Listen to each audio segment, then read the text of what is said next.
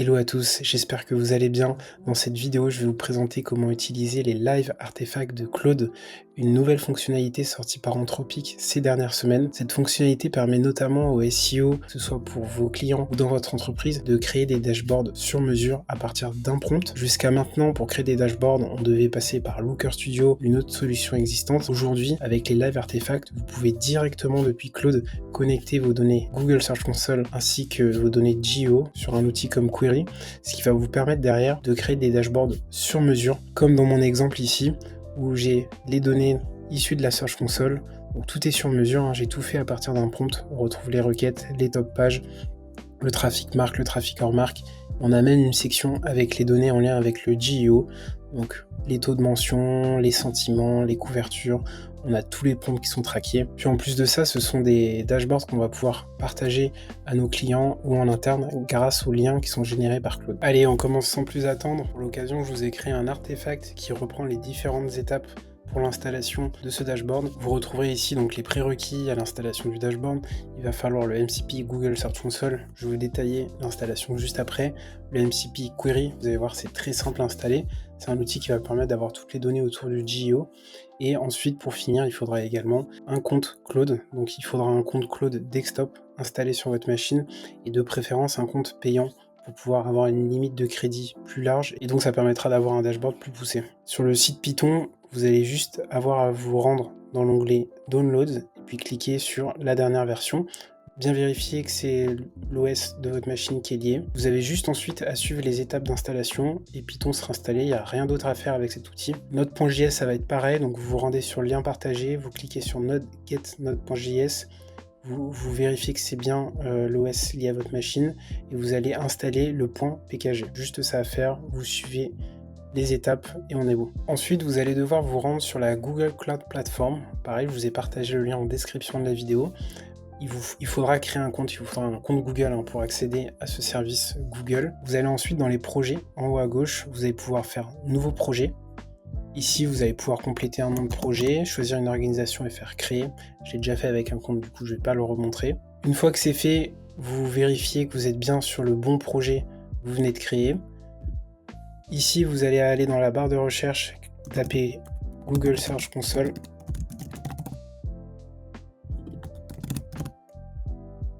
Faites entrer et vous allez pouvoir appuyer sur activer. Moi, c'est déjà activé de mon côté, c'est pour ça qu'il y a écrit gérer. Vous activez bien ça. Vous allez pouvoir aller dans identifiant. Ensuite, créer des identifiants. On va cliquer sur ID client 0 hot. Là, on va devoir donc sélectionner un type d'application. Vous allez pouvoir mettre application de bureau. On va mettre un nom, on va mettre test vidéo dashboard GSC. On va pouvoir créer.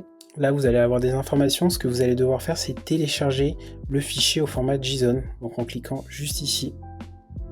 Donc là, le fichier va être téléchargé dans vos téléchargements. Ce que je vous conseille, c'est d'isoler ce fichier en le mettant dans votre document, dans un dossier bien identifiable. Ça va éviter que si jamais vous supprimez tous les fichiers dans vos téléchargements, de casser en fait le MCP. Ensuite, vous pouvez vous rendre dans le Google Doc que j'ai aussi partagé en description de la vidéo.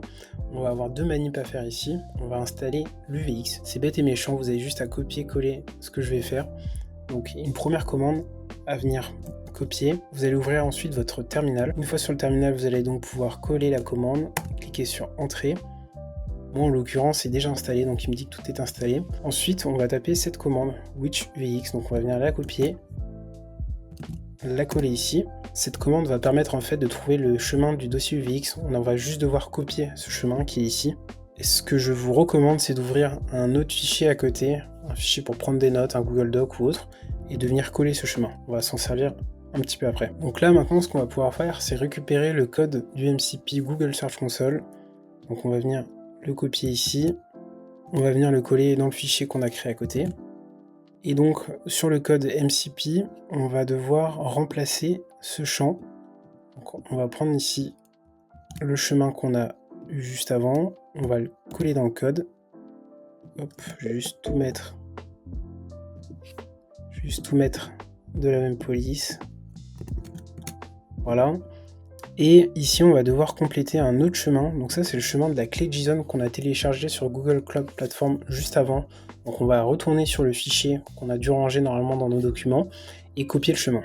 Donc mon fichier est ici, je vais faire un clic droit, je vais faire Option sur Mac et copier le chemin. Je vais donc venir coller le chemin ici, et là on a donc mon MCP Google Search Console qui est prêt. Rendez-vous sur Claude, on va aller dans les paramètres. Hop. On va aller dans développeur et on va faire modifier la config. Une fois ici, normalement vous devez avoir un fichier qui s'appelle Claude Desktop Config. On va faire ouvrir avec, et ici on va pouvoir venir l'ouvrir avec un éditeur classique comme TextEdit.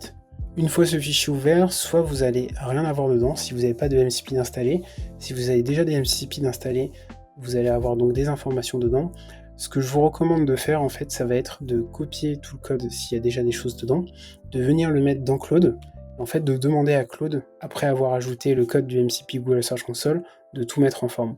Parce que ici, si on viendrait coller le code du MCP Google Search Console ou d'autres MCP, on risquerait en fait d'avoir un désordre et que le fichier soit mal lu. Donc je viens récupérer mon code du MCP Google Search Console, je vais le coller à la suite, je vais demander à Claude de mettre en ordre le code suivant. Mais en ordre le code suivant.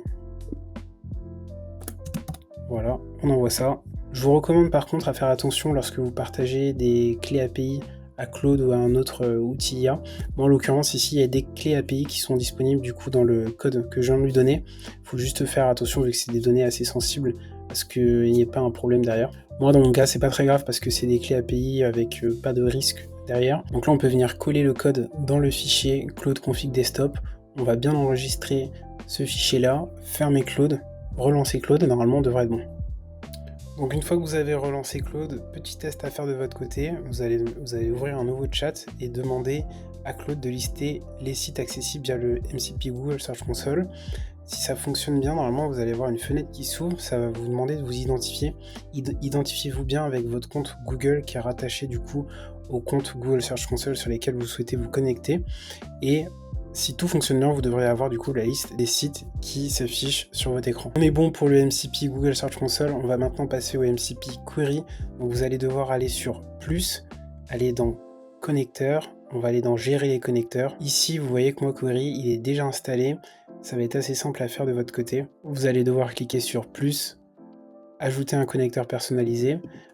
Donc au niveau du nom du connecteur personnalisé ça va être Query, et sur l'URL du serveur MCP distant on va mettre cette adresse là, vous allez cliquer sur ajouter, vous allez arriver sur une fenêtre de connexion à l'outil Query, vous vous connectez et c'est bon, c'est relié.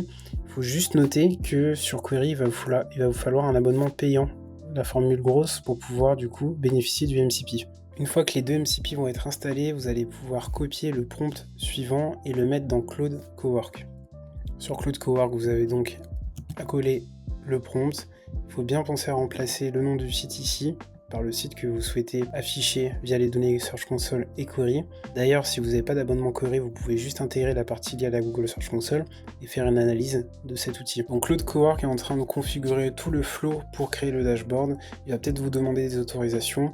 Là, on va juste le laisser travailler puis voir le résultat final pour voir si ça correspond bien à ce que l'on souhaitait.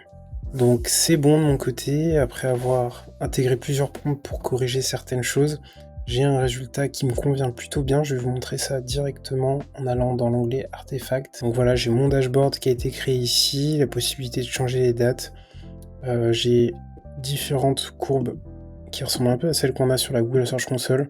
Donc voilà, vous aurez un résultat qui devrait ressembler à ça en utilisant le prompt que je vous ai partagé. On a le top 10 des requêtes, top 10 des pages, top 10 des pays, le trafic marque vs hors marque du coup sur la période qui est comparée, la répartition par appel, distribution des positions. Et voilà, donc sur l'onglet GEO, on a bien le taux de mention, taux de citation, la part de voix, les sentiments moyens, couverture. Donc ça, des données qui sont directement sorties de Query.